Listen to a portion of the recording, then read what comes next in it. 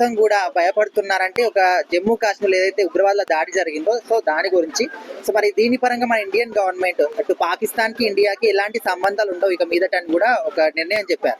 So దీని మీద మీ అభిప్రాయం ఏంటి? అంటే మనకి రీసెంట్ గా పహల్గామ్ లో ఒక 28 మెంబర్స్ ని మగవాళ్ళని చంపేశారండి, మన వాళ్ళనే.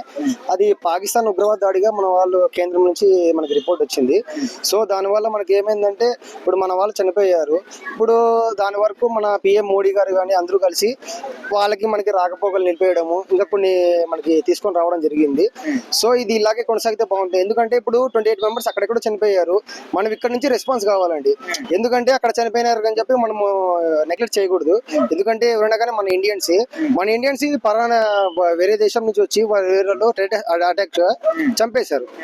సో ఇలాంటివన్నీ మనము కట్టడి చేయాలి. లేకపోతే మటుకు మనకి రేపటి రోజున ఇక్కడ కూడా జరిగే అవకాశం ఉంటుంది. మన పిఎం గారు తీసుకున్న నిర్ణయం అనేది చాలా మంచిది. అంటే కొంతమంది నిర్ణయాన్ని ఖండిస్తున్నారన్న. ఎందుకంటే ఎవరైనా కూడా మనుషులమే కదా, అందరం కలిసి ఉండాలి కదా, ఈ విధంగా ఆపేయడం కరెక్ట్ కదా కొంత. అంటే ఖండించడం అంటే ఇప్పుడు మన ఇంట్లో జరిగితే మనకు తెలుస్తుందండి. ఇప్పుడు వేరే వాళ్ళు చేశారు, ఇప్పుడు మన వాళ్ళు చేయలేదు. ఇప్పుడు మన ఇండియా మీద వేరే వాళ్ళు థ్రెడ్ ఉండి వాళ్ళు చేశారు. ఇప్పుడు దాన్ని మనం ఖండించకపోతే మనం ఏం చేస్తామండి? ఇప్పుడు మనలో మనం చేసుకోము, బయట దేశం నుంచి వచ్చి చేశారు, అటాక్ గా తెలిసింది, టెర్రరిస్ట్ అటాక్ గా. సో ఇలాంటివన్నీ మనం ఖండించి మనము మేలుకుంటేనే కదండి. ఇప్పుడు వదిలేసామంటే రేపటి రోజు ఇంకోటి జరుగుతుంది. సో దీనివల్ల మనము కొద్దిగా చేసుకోవాలండి. సో ఎవరైతే అటాక్ చేశారో వాళ్ళకు ఎలాంటి శిక్షలు వేస్తే ఇక మీద ఇలాంటి జరగకుండా ఉంటాయి అనుకోవచ్చు? అంటే ఆల్రెడీ వాళ్ళు ఏం చెప్పారంటే మనకి పాస్పోర్ట్ అక్కడి నుంచి ఇక్కడికి రావడానికి వీసా కూడా నిలిపేయడం జరిగింది.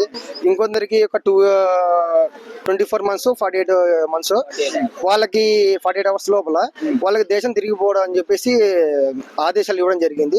సో అలాంటివన్నీ జరిగితే మనకి నెక్స్ట్ ఇలాంటి జరగకుండా ఉండడానికి అవకాశం ఉంటుంది. మరి పాకిస్తాన్ కి చాలా వరకు వాటర్ సప్లై అవన్నీ ఆపేశారు మన వాళ్ళు. అంటే కరెక్ట్ అంటారు. వాటర్ సప్లై అంటే అది మన నుంచే పోతుంది కదండి. ఆల్రెడీ వాళ్ళు అక్రమంగా తీసుకున్నారు. ఇప్పుడు మన వాళ్ళు ఏమంటున్నారంటే ఇలాంటివన్నీ జరిగిన తర్వాత మనకే రావాలి కదా అని చెప్పేసి ఫైట్ చేస్తా ఉన్నారు. దాన్ని మనం సపోర్ట్ చేయాలి కదండి. గారు చాలా సేపు అందరితో మాట్లాడి క్యాబినెట్ లో డెసిషన్ తీసుకున్నారు.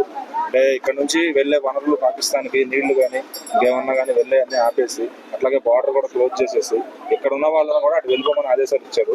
సో అది కరెక్టే అనుకుంటున్నారా? ఆయన డెసిషన్ తో ఎక్కిపోస్తారా లేదంటే యుద్ధం కోరుకుంటారా? ఏమంటే ఖచ్చితంగా రైతు బిడ్డ, రైతు కూలి, బీసీ, ఎస్టీ, బీసీ అన్ని అణగారిన వర్గాలు మొత్తం కూడా ఈరోజు భారతదేశంలో అన్ని రకాలు కూడా అంటే సామరస్యం కోరుకుంటా ఉన్నారు. కులాలకి, మతాలకి, ప్రాంతాలకి, పార్టీలకి అది కోరుకుంటున్నారు. కానీ ఒకటే విషయం చెప్తా ఉన్నాను, ఈ రోజున పాపం ఏదో ఎంప్లాయీస్ గా కానివచ్చు, లేకపోతే పేదవాళ్ళు ఏంటంటే ఏదో కండిషన్ లో పాపం జమ్మూ కాశ్మీర్ వెళ్ళారు.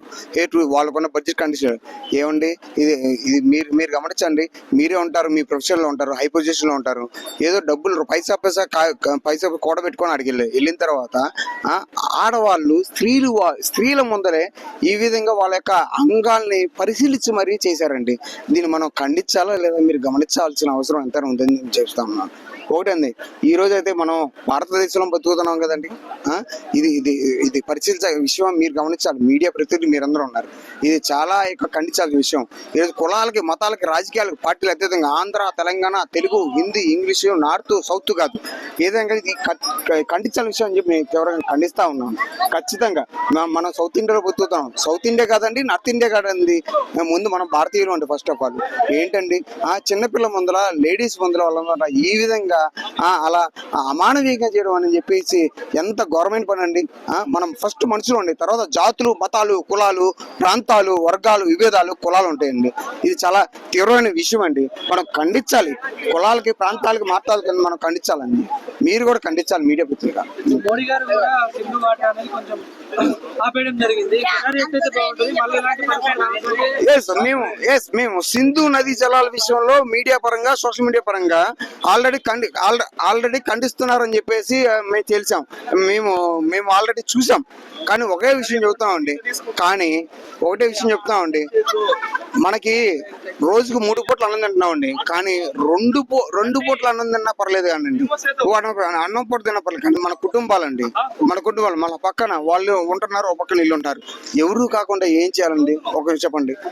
ఎవరు కాకుండా ఏది కాకుండా ఇది మన చుట్టాలతో మన పక్కల వాళ్ళ బాధలు కూడా మనం గమనించాలి కదండి. అర్థమవుతుందా? మన భారతీయులు అండి. ఫస్ట్ మన భారతదేశంలో మీరు వీడియో కెమెరాలు చేస్తున్నారు, నేను మాట్లాడతాను. మన గడ్డ భారతదేశం అండి. మీరు దీని విషయం కూడా ఖండించాలండి. మన బొత్తుంది భారతదేశం. నేను దాని విషయం సవినయంగా మనవి చేసుకుంటున్నాను. జై భారత్, జై హింద్.